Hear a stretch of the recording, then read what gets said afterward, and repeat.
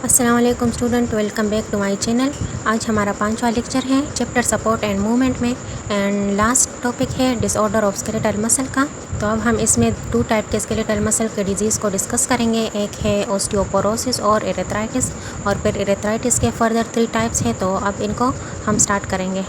Disorder of skeletal muscle, तो हमारे skeletal system के साथ डेली लाइफ में बहुत सारे प्रॉब्लम्स आते हैं। जैसे कि हम एक्सरसाइज करते हैं या कोई क्रिकेट मैच खेलता है तो इसके दौरान उनके मसल पुल जाते हैं या जॉइंट डिसलोकेशन हो जाते हैं या बोन में कहीं फ्रैक्चर आ जाते हैं। तो आज के लेक्चर में हम इनके बारे में पढ़ेंगे। तो फर्स्ट वन है हमारे पास ओस्टियोपोरोसिस। ओस्टियोपोरोसिस एक ऐसा डिजीज़ है जिसके दौरान बोन जो है वो वीक हो जाते हैं, मीन कमज़ोर हो जाते हैं या ब्रिटल हो जाते हैं। ब्रिटल का मतलब है कि जो टूटने वाला हो। तो वर्ड ओस्टियोपोरोसिस जो है, ओस्टियो वर्ड्स निकला है बोन से और पोरोसिस वर्ड्स निकला है पोरस से, मीन सुराख से। तो ओस्टियोपोरोसिस का मतलब है पोरस बोन। तो इस डिज़ीज़ के दौरान बोन जो है इसमें सुराख होते हैं। अब हम देखते हैं कि ये ओस्टियोपोरोसिस कैसे काज होती है। तो हमारे बॉडी में हर टाइम जो है प्रोसेस ऑफ मिनरलाइजेशन होती है। अब मिनरलाइजेशन क्या होती है? बोन फॉर्मेशन के प्रोसेस को मिनरलाइजेशन कहते हैं। इसको मिनरलाइजेशन इस वजह से कहते हैं कि ये मिनरल लाइक कैल्शियम, फास्फेट वगैरह जो है कोलेजन फाइबर में डिपॉजिट हो जाते हैं और इनसे बोन जो है वो हार्ड हो जाते हैं। और ये कैल्शियम जो है ये हमारा ब्लड जो है ये फूड से लेते हैं। जो खुराक हम खाते हैं उनसे ये कैल्शियम लेते हैं। अगर हम खुराक में कैल्शियम की मिकदार को कम करें तो हमारे बोन जो है वो वीक हो जाते हैं। अब प्रोसेस ऑफ डीमिनरलाइजेशन है। तो डीमिनरलाइजेशन जो है ये मिनरलाइजेशन के अपोजिट है। इसमें कैल्शियम जो है वो बोन से वापस ब्लड में ऐड होते हैं। इस प्रोसेस की मदद से हमारा बॉडी जो है ये कैल्शियम लेवल को ब्लड और बोन के दरमियान मेंटेन रखते हैं। अगर ये प्रोसेस बहुत ज़्यादा वक्त के लिए होता है तो इसकी वजह से हमारा बोन जो है वो सॉफ्ट और कमज़ोर पड़ जाते हैं। तो फिर इनकी बेंडिंग स्टार्ट हो जाती है और इजिली ब्रेक हो जाती है। तो इस डीमिनरलाइजेशन की वजह से ओस्टियोपोरोसिस काज होती है। नेक्स्ट वन है एरेथ्राइटिस। एरेथ्राइटिस जोड़ों की एक बीमारी है जिसमें हमारे जिस्म के जोड़ मुतासिर होते हैं। ये एक डिजेनरेटिव डिजीज़ है जो वक्त के साथ जोड़ों को मुस्तकिल तौर पर नुकसान पहुंचाती है। इसके नतीजे में जोड़ों में दर्द होता है और बाज़ औक़ात वो स्वेल हो जाती है, जिससे इंसान चलने फिरने में, काम करने में उनको दुश्वारी महसूस होती है। तो इस बीमारी में क्या होती है, इसमें जॉइंट के दरमियान जो लाइनिंग, मेम्ब्रेन लाइनिंग होती है तो वो थिक हो जाते हैं, मीन मोटा हो जाते हैं। और इनके दरमियान जो साइनोवियल फ्लूइड प्रेजेंट होता है तो वो कम हो जाते हैं।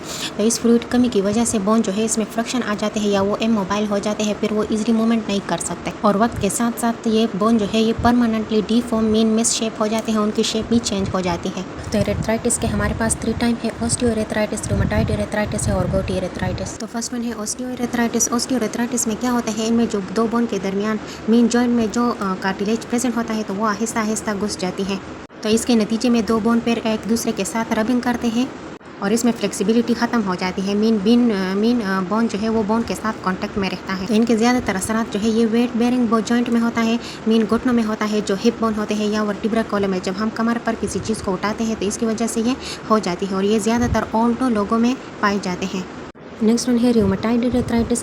तो रूमेटॉइड एरेथ्राइटिस क्या है, ये एक ऑटो इम्यून डिजीज़ है। मीन इनमें जो जिस्म का इम्यून सिस्टम है तो वो स्ट्रॉन्ग जॉइंट जो है वो उस पर हमला आवर हो जाते हैं। तो इसकी वजह से जॉइंट जो है वो इन्फ्लेमेड हो जाते हैं, मीन इनमें इन्फ्लेमेशन काज हो जाती है और वो स्वेल जाते हैं। ये ज़्यादातर फिंगर, रिस्ट, नी और या एल्बो जॉइंट में हो जाते हैं। तो अब यहाँ पर ये क्वेश्चन पैदा होता है कि हमारे बॉडी का अपना ही इम्यून सिस्टम हमारे बॉडी पर अटैक क्यों करता है।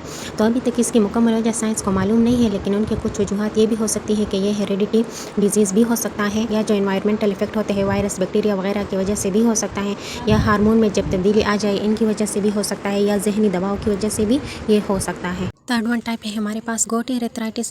तो ये खून में ब्लड में यूरिक एसिड की मिकदार ज़्यादा हो जाने की वजह से हो जाती है। जब ब्लड में यूरिक एसिड ज़्यादा हो जाते हैं तो ये यूरिक एसिड क्रिस्टल की फॉर्म में, मीन सॉलिड फॉर्म में जॉइंट में डिपॉजिट हो जाते हैं, वहाँ पर जमा हो जाते हैं और वहाँ पर ये इन्फ्लेमेशन काज करती है और इस इन्फ्लेमेशन की वजह से जोड़ों में दर्द होता है।